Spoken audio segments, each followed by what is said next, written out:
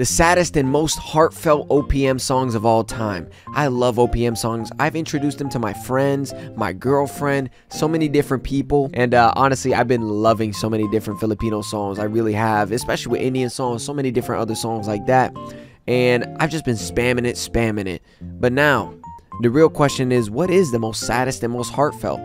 So when those rainy nights come and I want to cry a little bit, OPM songs are the one to do it. But the saddest and most heartfelt ones, we're about to find out.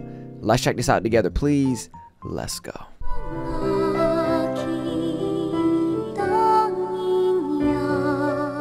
Sadyang may mga bagay na hindi kayang ipaliwanag ng salita, pero kayang iparamdam sa pamamagitan ng musika. Giliwag mo sanang isipin, ikaw ay aking lilisanin. Sa bawat himig ay may alaala, at sa bawat mga liriko ay mayroong kwento. Kwento ng tagumpay, saya, at syempre ng kalungkutan. May mga kanta na tila nagpapaalala sa ating mga nakaraan, na bagamat hindi directly tumutukoy sa ating mga pinagdaanan, ay nagbibigay sa atin ng hindi maipaliwanag na emosyon.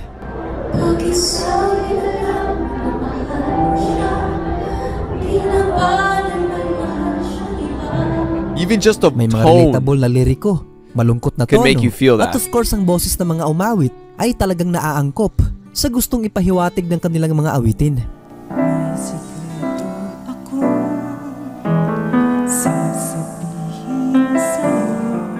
At ang mga awiting ito ay siyang i-breakdown at papakinggan natin ngayon for this video. Maraming kanta ang may nakakalungkot na tema, pero bihira lang ang talagang nagmamarka, especially sa puso ng bawat Pilipino. Kaya ngayon ay pipiliin natin yung mga pinakatumatak at malamang ay pasok sa listahan ng mga saddest OPM song of all time. Philippines have some of the most emotional voices. Subscribe muna sa ating munting channel at pakiclick na rin ang notification bell para naman di ka mahuli sa mas marami pang videos na katulad neto. Let's start!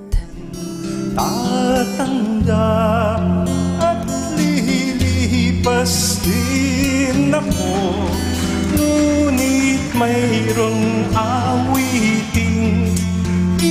And seeing an old soul sing something like that, bro, like, it definitely can affect you completely different. Hanggang by Wency Cornejo. Ilang ulit mo na itinatanong sa'kin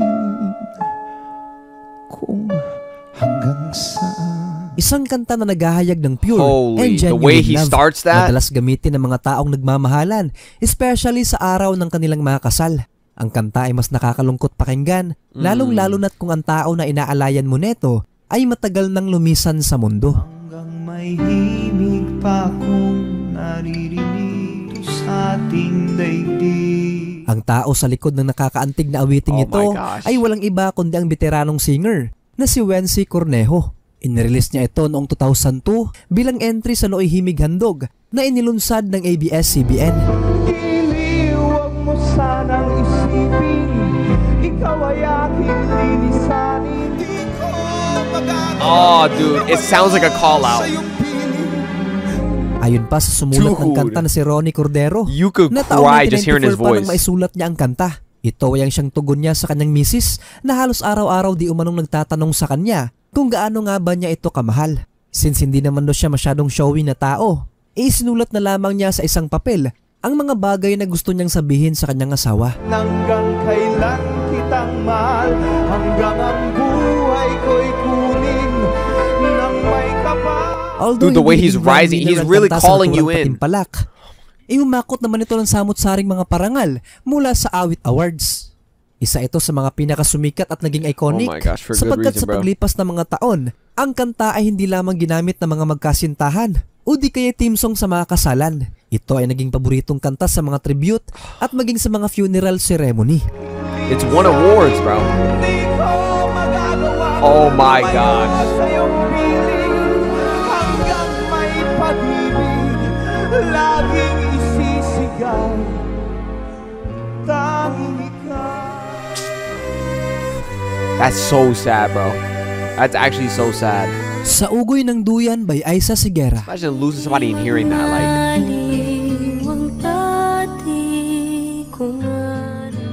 Ng munti pang bata sa sa piling ni nanay. Ang kantang Ugoy ng Duyan ay isa sa mga old Filipino songs na noon pa man ay ginagamit na ng mga nanay bilang pampakalma at pampatulog sa kanilang mga anak. Maraming bersyon na ang nagawa sa paglipas ng mga taon, ngunit kung papakinggan mo ang bersyon ni Aiza Ziguera, ay mapapapikit ka na lang talaga sa sobrang ganda.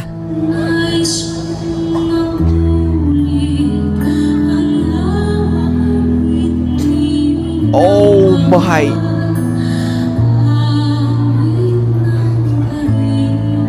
The way she brings you into her voice, the way she's singing it. Ang lamig ng kanyang boses ay tila humahagod sa It's the puso tone. at nagbibigay sa atin ng mga nostalgic feelings. Like a storytelling. Especially yung mga panahon na tayo ay inaalagaan pa ng ating mga nanay. Oh man. Kung may dusa sa bigsak ko'y ng duyan. Nilikaman ng kanta para sa mga bata. Ipatungkol talaga sa mga nanay ang tunay na mensahe nito. Dito inaalala ang kanilang kahalagahan at hindi matutumbas ang pag-aalaga. For me, it's a very sad song, lalong-lalo na't kung ikaw ay adult na at hindi mo nakasama ang iyong mga magulang. Ang bersyon ni Aiza ay na-release noong 2002 Filipinos are so at malamang intact na with isa their sa mga emotions. pinakaginagamit at pinakapinapakinggang bersyon ng kantang Ugoy ng Duyan.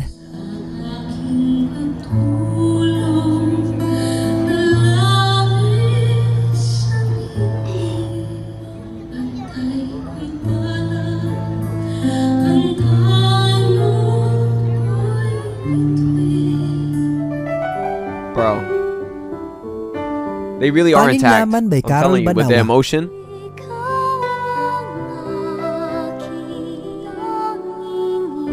Like a butterfly, bro. Isa na siguro ang kantang ito sa mga pinakaginagamit na funeral song ng maraming Pilipino.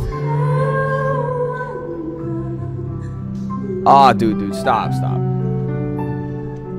Masyado kasi itong madamdamin na hindi lamang tumutukoy sa sakripisyo ng mga magulang o pagmamahal ng isang anak. Applicable din kasi ito bilang pagpuri sa kabutihan ng ating mahal na Diyos.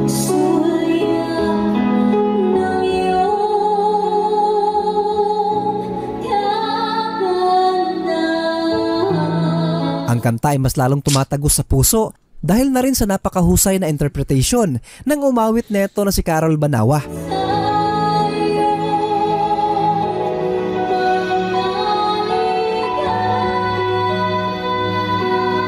Oh my.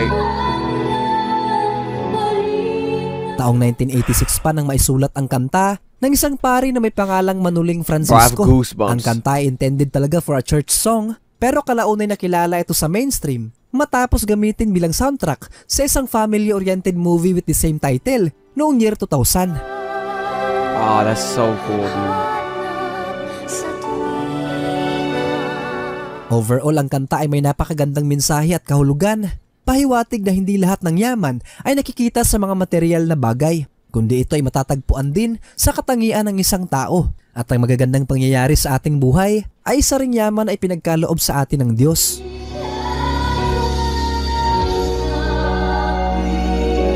I love her voice. Perfect for the song, dude. Oh my.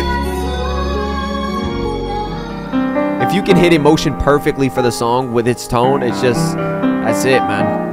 Muntik na Kitang Minahal by The Company. May sikreto ako sasabihin sa'yo.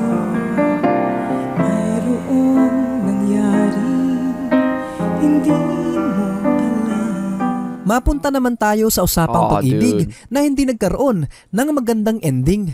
Imagine kasama mo sana ngayon ang taong minamahal mo at masaya kayong namumuhay kasama ang inyong mga anak. Kaso ang lahat ng ito ay imagination lang kasi hindi naman talaga kayo nagkatuluyan in the first place. Ngayon ay aminin ko na. Oh, the harmony with it too is so wonderful. Tayong dalawa, bawat tanong mo'y iniwasan ko. Akala ang pag-ibig mo ay di totoo. Masyado itong Oh nakakalungkot my. kung iisipin, lalong-lalo na't kung minahal nyo naman talaga ang isa't isa noon. Ang kantang ito ay unang inawit ng grupong The Company noong year 1992 bilang bahagi ng kanilang album na 6x6. Always with experience. Nangyari, damdamin ko sa'yo ay hindi ko nasabi. Di man ganon kalungkot ang tono ng kanta, nagbibigay naman ng malaking realization ang mga lyrics neto. Isang malaking what if kung nakatuluyan mo sana ang taong minahal mo ng labis noon. Hanggang ang puso mo'y napagod sa paghihintay kahit agad. Oh, bro. Saka ko lang naisip na kitang minahal. They're so intact with their emotions. I'll say it over and over. Oh, of course. Of course. This song. And Regine, I mean.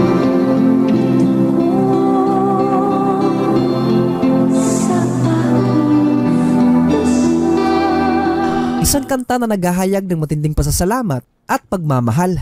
Ngunit pwede ring pahiwatig ng isang labis na pangungulila. Ang kanta ay madalas na ginagamit sa mga wedding, gayon din sa mga tribute.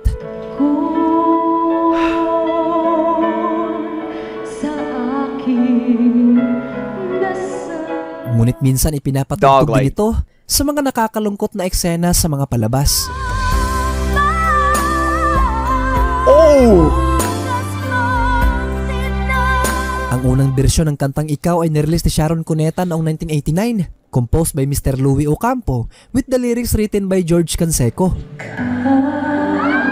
Oh, everybody even...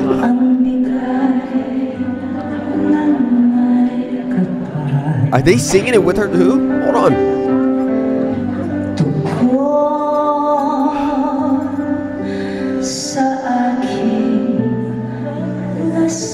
Ang bersyon ni Regine ay nirelease noong 1998 na mas lalong nagbigay ng emosyon at bigat sa kanta.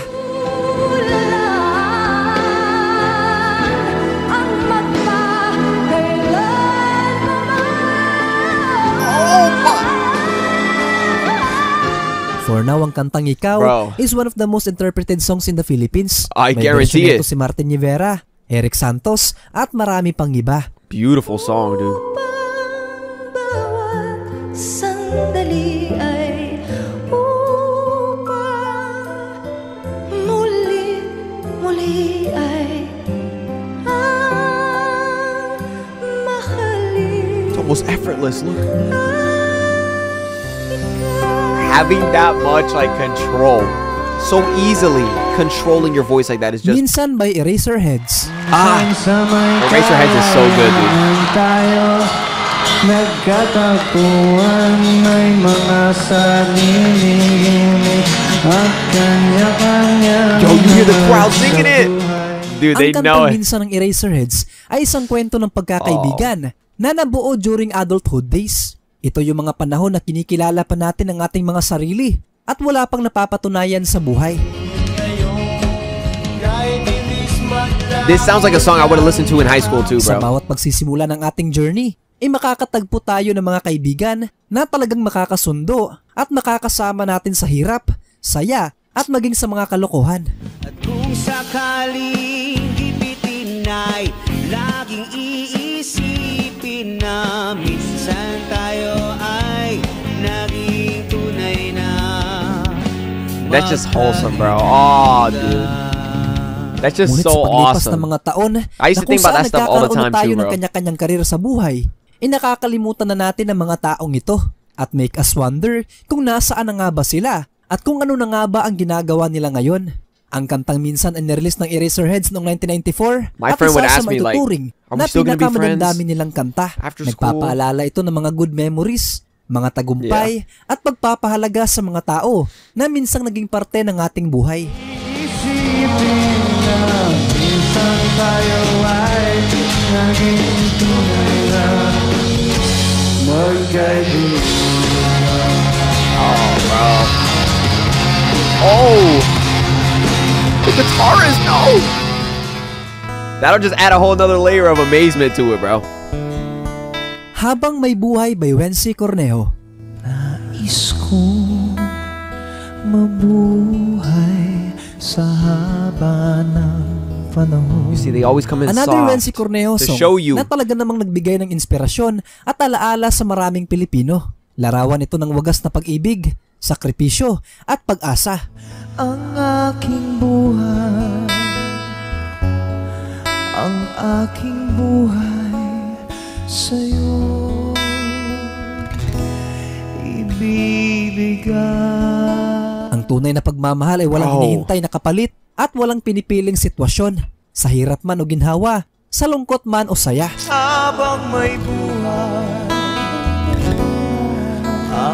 may buhay, hanggat ang dugo ko ay dumadaloy, sa'yo lamang iyan. Ang kantang Habang May Buhay ay isa sa mga naunang hit songs ni Wency Cornejo. Noong siya ay bahagi pa lamang ng bandang After Image. Siya mismo ang sumulat neto at nirelease noon pang 1994. Oh, nah. Not the... Please.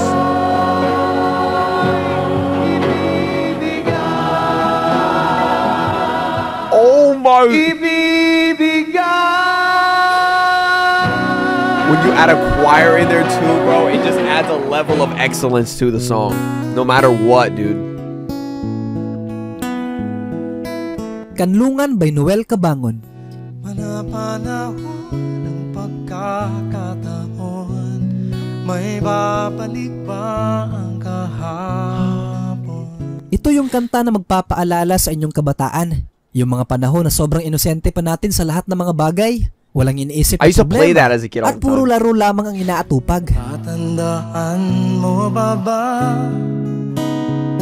nang tayong dalawa'y unang magkita, panahon ng kamusmusan.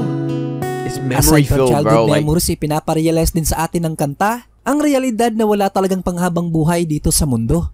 Ang mga hayop, puno at halaman ay lilisan, maging tayong mga tao. Ang mga puno't halaman ay kabiyak ng ating gunita.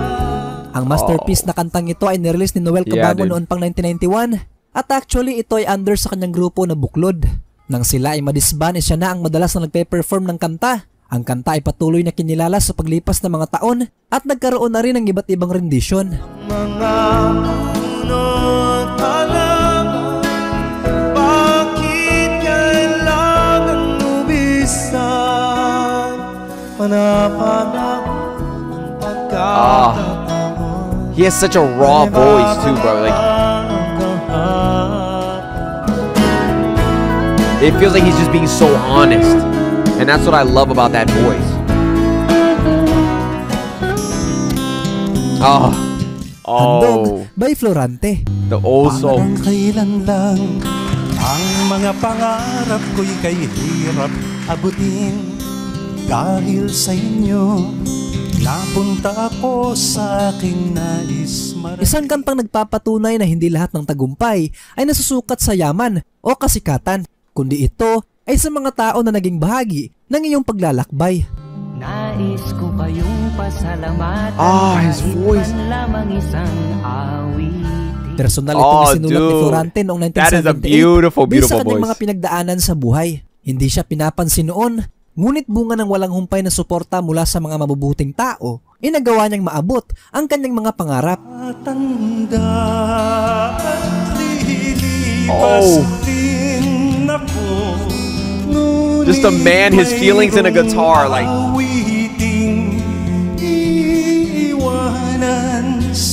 mawala man siya sa mundo ay mananatiling immortal ang kanyang mga awitin na patuloy na mapapakinggan ng mas maraming tao. Nagbibigay din ng lesson ng kanta para sa lahat na habang tayo ay nabubuhay pa ay pasalamatan na natin ang mga taong importante sa ating buhay at magsimulang gumawa ng mga makabuluhang bagay nang sa gayo'y patuloy tayong aalahanin kahit tayo ay wala na sa mundo. Dahil minsan tayo'y nagkasama.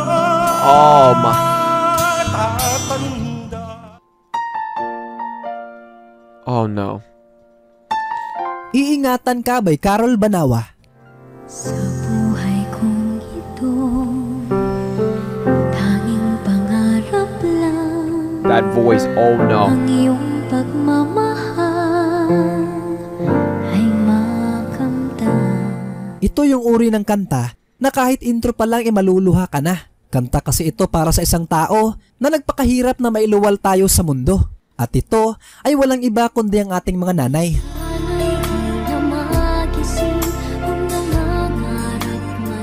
Ito yung kanta na halos lahat ay makaka-relate, kahit pa man siguro yung mga tao na hindi gaanong close sa kanilang mga nanay. Tsaka lamang kasi natin ma-appreciate ang kanilang mga sakripisyo kapag tayo ay nag-mature na at sila ay wala na sa ating mga tabi. They're the most like intertwined with their emotions, bro. Full explanation. Pagkat sa buhay mo ay may nagmamahal pa rin.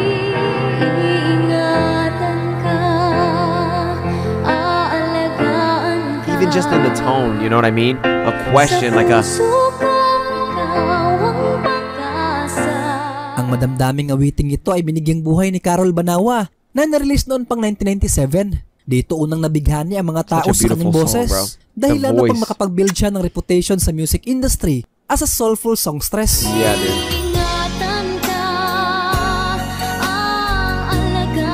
Yeah, it is soulful. Ang kantang Iingatan Ka ay hindi lamang signature song ni Carol, kundi signature song na rin ng maraming mga anak na patuloy na inaalala ang kabutihan ng kanilang mga magulang.